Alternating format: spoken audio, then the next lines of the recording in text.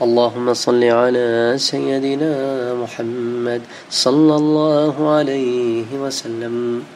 آج جس حدیث کو ہم روایت کریں گے اس کو امام ترمذی نے ترمذی شریف میں روایت کیا ہے۔ اس کے راوی حضرت ابو ہریرہ رضی اللہ تعالی عنہ ہیں، اور وہ کہتے ہیں قال رسول اللہ صلی اللہ علیہ وسلم، اللہ کے رسول صلی اللہ علیہ وآلہ وسلم نے فرمایا، من خاف ادلجا، وہ جو ڈرتا ہے وہ راتوں رات نکل پڑتا ہے، ومن ادلجا، اور وہ جو راتوں رات نکل پڑتا ہے، بلغ المنزل، وہ اپنی منزل کو عافیت کے ساتھ پہنچ جاتا ہے۔ الا ان سلعۃ اللہ غالیہ، اور اللہ کا سودا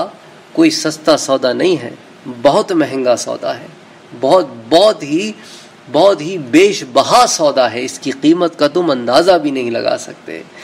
الا ان سلعۃ اللہ الجنہ، کیونکہ وہ جو اللہ کا سودا ہے وہ تو جنت کا سودا ہے۔ سبحان اللہ۔ اب اس حدیث کو میں نے آپ سے روایت تو کیا ہے، لیکن اس حدیث کے اندر بہت ساری چیزیں ہیں جن کی تفصیل درکار ہے۔ مثال کے طور پہ اللہ کے رسول نے فرمایا کہ وہ جو ڈرتا ہے وہ شروع رات میں چلتا ہے۔ اس کی وجہ کیا ہے کہ عربوں میں عام دستور یہ تھا کہ جب قافلے چلا کرتے تھے تو صبح کے آخری حصے میں چلا کرتے تھے، تو وہ جو ڈکیت ہوتے تھے، وہ جو ڈاکو ہوتے تھے، وہ جو قذاق ہوتے تھے، وہ جو راہزن ہوتے تھے، وہ پھر صبح کے رات کے آخری حصے میں وہ سحری کے وقت حملہ کرتے تھے اور وہ قافلوں کو لوٹ لیتے تھے، کیونکہ ان کو پتا تھا کہ اس وقت قافلے چلتے ہیں اپنی منزلوں سے۔ تو وہ منزلوں پہ نہیں لوٹا کرتے تھے،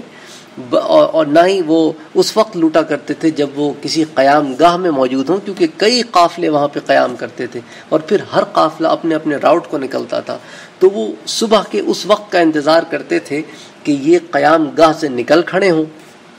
اور پھر ہم ان پہ حملہ کریں۔ تو وہ ریسٹ ایریا سے جب نکل جاتے تھے تو پھر وہ قافلوں پہ حملہ کرتے تھے۔ تو اس کے اندر کچھ قافلے والے کیا کرتے تھے کہ وہ رات کے آخری حصے کا انتظار نہیں کرتے تھے، بلکہ وہ رات کے شروع کے حصے میں ہی چل پڑتے تھے۔ تو اس لیے اللہ کے رسول نے فرمایا کہ وہ جو ڈرتا ہے، وہ جو لٹنے سے ڈرتا ہے، وہ شروع رات میں چل دیتا ہے، اور وہ جو شروع رات میں چل دیتا ہے وہ عافیت سے اپنی منزل کو پہنچ جاتا ہے، کیونکہ وہ رات کے اس پہر میں جس میں راہزن حملہ کرتے ہیں وہ اس کو بائی پاس کر دیتا ہے۔ اس لیے آپ نے فرمایا کہ وہ جو اس وقت چل پڑتا ہے وہ عافیت سے اپنی منزل کو پہنچ جاتا ہے۔ اور یاد رکھو، جیسا کہا کہ اللہ کا سودا سستا نہیں بلکہ بہت مہنگا ہے اور بہت قیمتی ہے، یعنی کہنے کا مقصد ہے کہ اللہ کا یہ جو سودا ہے جس کو تم خرید رہے ہو اپنی نیکی سے، اپنی بزرگی سے، یہ نفس کو مار کے خریدا جاتا ہے، اور نفس کو مارنا کوئی آسان کام نہیں ہے۔ اور تم جو اپنے نفس کو مارتے ہو، راحتوں اور لذتوں اور خواہشوں کو قربان کرتے ہو اور اپنی منزل مقصود کی طرف چلے آتے ہو، تو یہ جو اللہ سے تم سودا خریدتے ہو اپنے نفس کو مار کر، یہ کوئی چھوٹا موٹا سودا نہیں ہے، یہ سودا ہے جنت کا۔ اور اسی لیے اللہ تعالیٰ نے قرآن مجید میں بھی ایک جگہ فرمایا ہے کہ ان اللہ اشتری من المؤمنین انفسهم واموالهم، اللہ نے خرید لیا ہے اہل ایمان سے ان کی جانوں کو بھی اور ان کے مالوں کو بھی۔ تو باری تعالیٰ یہ جو خرید لیا ہے پھر اس کے بدلے ملے گا کیا؟ بِأَنَّ لَهُمُ الْجَنَّةَ، تو میں اپنے بندوں کو اس کے بدلے جنت عطا کروں گا۔ تو اسی لیے اللہ کے رسول صلی اللہ علیہ وآلہ وسلم نے جو یہ حدیث بڑی چھوٹی سی حدیث ہے کہ اللہ کے رسول نے فرمایا کہ من خاف ادلج ومن ادلج بلغ المنزل، وہ جو ڈرتا ہے وہ راتوں رات نکل کھڑا ہوتا ہے، وہ جو راتوں رات نکل کھڑا ہوتا ہے وہ منزل کو پہنچ جاتا ہے۔ الا ان سلعۃ اللہ غالیہ،